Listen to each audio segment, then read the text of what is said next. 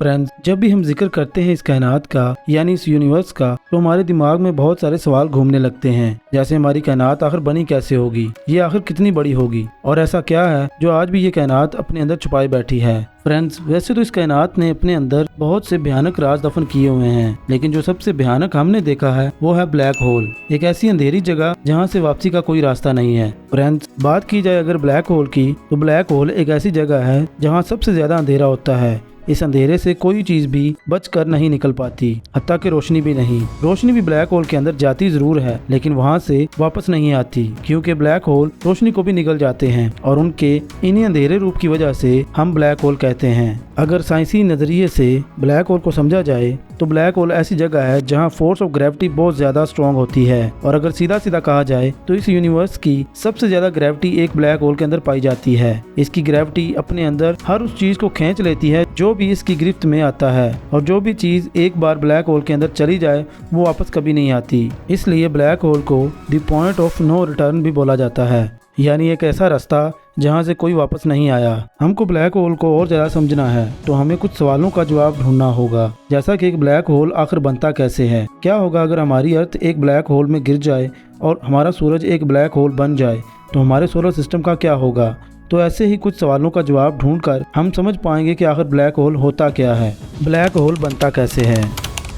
इस सवाल का जवाब ढूंढने के लिए हमें 100 साल पीछे जाना पड़ेगा, यानी 20वीं सेंचुरी में, क्योंकि 20वीं सदी के लोगों को लगता था कि ब्लैक होल जैसी कोई चीज नहीं होती। इनके लिए ये सिर्फ किस्से कहानियों जैसा था। 1916 में एक साइंसदान जिनका नाम कार्ल श्वार्ज़चाइल्ड था, इन्होंने आइंस्टाइन की जनरल थ्योरी ऑफ रिलेटिविटी का इस्तेमाल किया कि हम अगर किसी भी चीज के साइज को बहुत ज्यादा कंप्रेस कर दें तो वो चीज ब्लैक होल बन जाएगी। अब तो आप ये बात जानते होंगे कि जब हम किसी चीज को कंप्रेस करते हैं तो उसका साइज बहुत छोटा हो जाता है। तो श्वार्ज़चाइल्ड के मुताबिक जब भी हम किसी चीज के मास को हद से ज्यादा कंप्रेस करेंगे तो वो एक ब्लैक होल बन जाएगी, यानी हमारी जमीन के साइज को बहुत ज्यादा छोटा कर दिया जाए तो वो एक ब्लैक होल बन जाएगी। खैर, उस वक्त इस थ्योरी को मजाक समझा जाता था, लेकिन जब 1971 आया तो ये थ्योरी एक हकीकत बन गई, क्योंकि 1971 में एक साइंसदान ने इस कायनात का सबसे पहला ब्लैक होल दरियाफ्त कर लिया, जिसे देखने के बाद ये पता चला कि वो हाईली कंप्रेस था। ये ब्लैक होल जमीन से 6000 लाइट ईयर की दूरी पर था।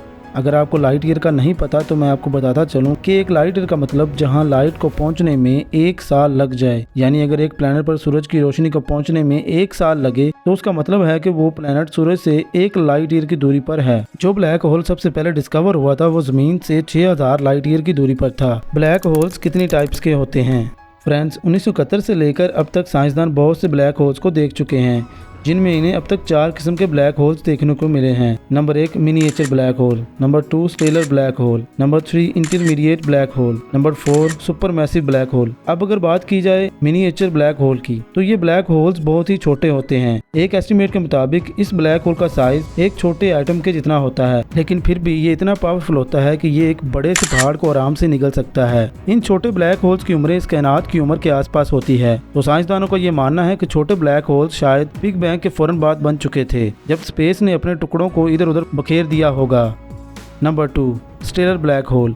इनका साइज हमारे सूरज से 10 से 15 गुना या फिर 20 गुना बड़ा हो सकता है। ये ब्लैक होल सुपरनोवा के बाद बनते हैं, और सुपरनोवा तब होता है जब बहुत ही बड़े स्टार मरते हैं। ये स्टार हमारे सूरज से तकरीबन 25 गुना ज्यादा बड़ा हो सकता है, और जब ये मरता है तो ये फट जाता है। इसके फटने से ज्यादा से ज्यादा रोशनी फैलती है, जो कि सूरज की रोशनी से अरबों खरबों गुना ज्यादा होती है, और इसके अंदर से इतनी एनर्जी रिलीज होती है कि इसकी रोशनी एक गैलेक्सी में कई हफ्तों तक रहती है। स्टार के मरने के इस अमल को सुपरनोवा कहते हैं, और सुपरनोवा के बाद बनता है एक स्टेलर ब्लैक होल।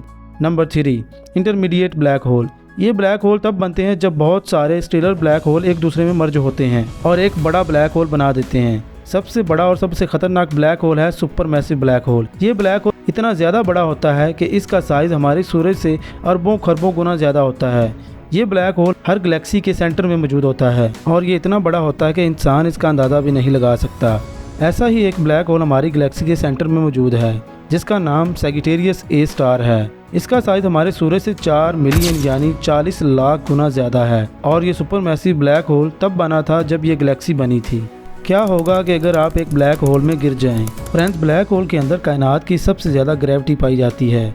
यह चीज को अपने अंदर इतनी ज्यादा ग्रेविटेशनल फोर्स से खींचता है कि या तो वो चीज फट जाती है या फिर बहुत ज्यादा स्ट्रेच हो जाती है। अगर आप ब्लैक होल के अंदर गिर जाएं तो आप लंबे होकर एक नूडल बन जाओगे। जब आप ब्लैक होल से थोड़ा दूर होगे तब आपको टाइम डायलेशन इफेक्ट का एहसास होगा। मिसाल के तौर पर आप ब्लैक होल्स के पास पहुंचकर अपने दोस्त को वीडियो कॉल करते हैं जो कि इस वक्त अर्थ पर मौजूद है। आपको आपका दोस्त बहुत ज्यादा तेजी से मूव करता दिखाई देगा। आप इसको स्लो मूव करते दिखाई देंगे जो कि सुनने में काफी अजीब है। वैसे तो आज तक ऐसा किसी के साथ नहीं हुआ क्योंकि ब्लैक होल इतने ज्यादा दूर हैं कि इंसान तो दूर की बात, रोशनी को भी उन तक पहुंचने के लिए हजारों साल लग जाते हैं। लेकिन फ्रेंड, बहुत से साइंसदानों ने ब्लैक होल्स को बड़े बड़े सितारों को फाड़ते हुए देखा है। ये इन स्टार को निगल जाते हैं और इनकी रोशनी को भी खत्म कर देते हैं। अगर ब्लैक होल्स काले होते हैं और उनमें अंधेरा होता है तो ये नजर कैसे आते हैं? ब्लैक होल्स इनविजिबल होते हैं, ये बिल्कुल भी नजर नहीं आते। इनको देखने का सिर्फ एक ही तरीका है, वो है इनके इर्द गिर्द मौजूद एक्रीशन डिस्क, जो कि तब बनती है जब ब्लैक होल्स बहुत सारे स्टार को निगल जाते हैं।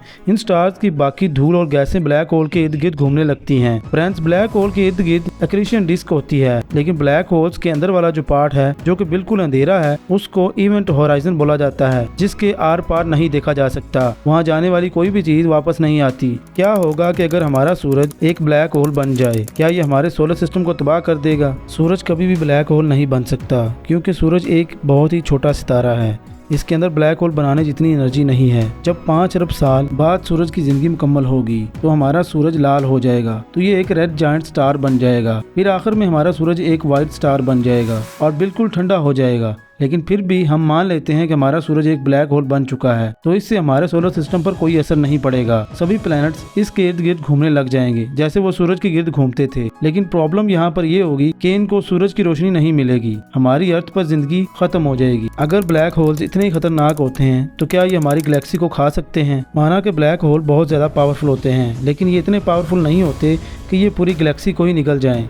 एक गैलेक्सी बहुत बड़ी होती है और ब्लैक होल एक गैलेक्सी के सामने नजर ही नहीं आता, इसलिए ब्लैक होल कभी भी एक गैलेक्सी को नहीं निगल सकता। अगर हमारी अर्थ एक बड़े ब्लैक होल में गिर जाए तो हमारी अर्थ के साथ क्या होगा?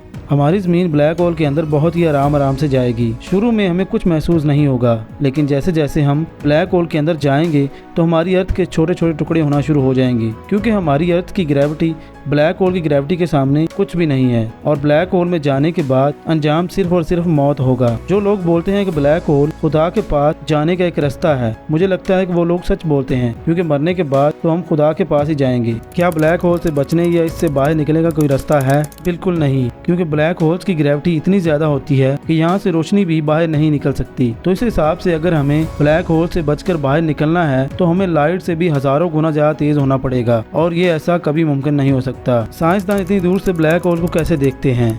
फ्रेंड्स, नासा के पास इतनी ज़्यादा पावरफुल सैटेलाइट और टेलीस्कोप मौजूद है जो कि स्पेस में मौजूद बहुत सी चीज़ों को दूर से ही देख लेती हैं। अगर बात की जाए नासा की सबसे पावरफुल सैटेलाइट की तो उसका नाम है जेम्स वेब टेलीस्कोप, जिसको शॉर्ट फॉर्म में JWST कहा जाता है। ये टेलीस्कोप सूरज के इर्द गिर्द घूम रही है, यानी हमारी जमीन से पूरे 1 मिलियन माइल्स दूरी पर है, जो कि 16 लाख किलोमीटर से भी दूर है। इस टेलीस्कोप की पावर का अंदाजा आप इस बात से भी लगा सकते हैं कि ये हमारी गैलेक्सी से बाहर दूसरी गैलेक्सीज को भी देख लेती है। क्या कोई चीज़ ब्लैक होल से भी ज़्यादा खतरनाक हो सकती है? व्हाइट होल, जो कि ब्लैक होल से भी ज़्यादा खतरनाक होता है।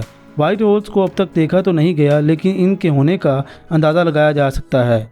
जैसे ब्लैक होल्स को ढूंढने से पहले ब्लैक होल्स के होने का अंदाजा लगाया जा चुका था। अब व्हाइट होल कैसे हो सकते हैं और ये कितने खतरनाक हो सकते हैं, इस पर अभी रिसर्च जारी है और जल्द ही आपको व्हाइट होल्स पर एक नई वीडियो मिलेगी। आज के लिए बस इतना ही। फ्रेंड्स, अगर वीडियो अच्छी लगी तो वीडियो को लाइक और चैनल को सब्सक्राइब कर दें ताकि ऐसी मज़ीद वीडियो आप तक पहुँच सके। तो मिलते हैं ऐसी किसी इंटरेस्टिंग वीडियो के साथ, तब तक के लिए अल्लाह हाफिज़।